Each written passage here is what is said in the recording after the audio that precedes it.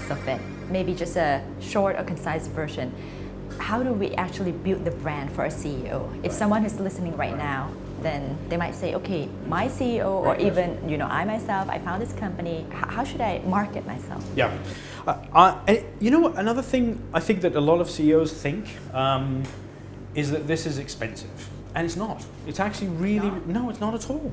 It's not at all. I mean, the kind of things, as an example, that a CEO would do. I think very, very importantly, and you brought it up earlier, was you first have to understand the personality of the CEO. That's very key. You can't put, a square peg in a round hole or vice versa. So you really have to, first of all, okay, this is the CEO, this is their strengths, this is their weaknesses. Let's take these strengths, and how do I position them in the following things? Presentations. Presentations in a public forum are very important. Of course, not if you're talking nonsense, but of course you won't be talking nonsense because people are giving you great presentation materials. And you yourself, as a CEO, must be talking about something strategic, something big, something trend setting. You're not going to be talking about your latest product. Interestingly, Apple do this very well. Steve Jobs does talk about products, but he does it in a way which still talks about trends and how things are changing and everything. So they're very clever the way they People want to hear his vision, right? They want to hear vision, that's right. So the CEO has to be the visionary. And people are, okay, again, there are advantages and disadvantages, people who are good presenters and not good presenters. But if you have interesting information, again, your PR company has to work that out. This guy will be carried by personality. This guy will be covered by great videos, some good case studies. You can change that, you can make that, but you have to know that you have to adapt for that person. Of course, that's more difficult, that personality. But actually, that personality works better for another thing, which is things like papers, research, and books. If you're out there saying, you've got this many papers about your name, you wrote 4 books. Sigway is another good example about writing books. He wrote, a book about coaching. So that helps as well. Of course, that directly adds to your brand value as well.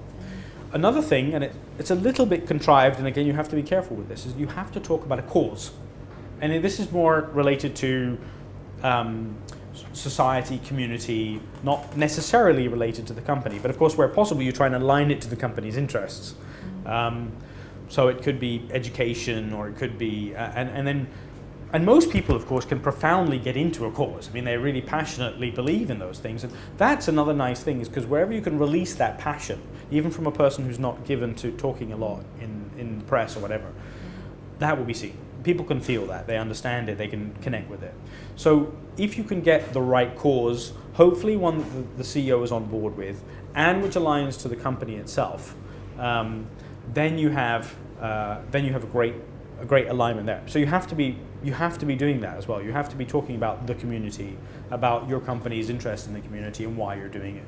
And that has to be genuine as well. You have to. But it's not easy though to get the press's attention or get the media space to publicize the cause or your vision. That's another good point. It's really, again, I think a very key point is to having a good either in-house PR or a PR agency. Because it depends very much on what is your method of communication. What is the story you're telling? It has to be unique. I mean, that's it. How many companies in Thailand are involved in education? So many, I think. So many. And there's a certain degree of interest. Let's say Microsoft, when I was at managing director here, there is a degree of interest that Microsoft are doing this, that, and the other. And that comes courtesy of the company brand name. So in some respects, the company brand name can give value to the CEO brand, which then comes back to the company as well. But you've got to try and craft that in a different way. You've got to have very specific cases. You've got to be able to tell great stories. And I think this is another thing. It's a lot about stories. Now, those stories can either be told in a very kind of impulsive and real way by the person themselves, or they can be written by the PR companies themselves and put in the presentations, videos of the kids or the visit or whatever it was. But they have to be to some degree tailored. I use the word almost manufactured, but I don't want to imply that manufacturing means that it's false, and that because people will definitely see through things which are false. They don't have to be, and they shouldn't be false. but they have to be worked on. I think this is a thing that people don't kind of implicitly maybe just think PR is just a question of sort of, hoping that somebody in the press is interested in what somebody's got to say. It's like everything in life, it's hard. And it has to be worked at.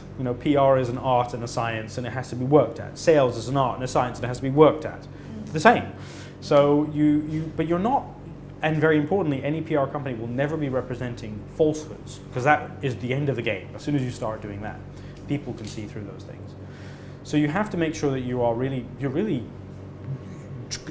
making these things happen. You're driving them. You're not just hoping that that somebody's going to be interested in the fact that you went down to, an orphanage somewhere. You have to make it a story. And I can give an example. When I was in Indonesia for Microsoft, I went to a deaf and dumb house which have kids which were deaf and dumb, and we had donated some computers to them. Not many. I think there were 10 computers. And when people think about 10 computers and they think about Microsoft, immediately they might think, only 10? Why not 10,000? But there was 10. But I went there and I met these kids, and they part of what they did was that they would, because they're deaf and dumb, they have to give people their own sort of nicknames, but they use physical characteristics for nicknames. So somebody had a bump here, so they did this for him. I have big shoulders, so they did this for me. So that was, immediately I was there, I gave me a nickname like this, I was a big shoulders. Then they started to show me things they had done on Excel that and I'd worked at that point for Microsoft for at least 5 or 6 years. I never knew that it could be done on Excel, never knew. And they were showing me. And I said, how long have they had these computers? Thinking they've been there for months.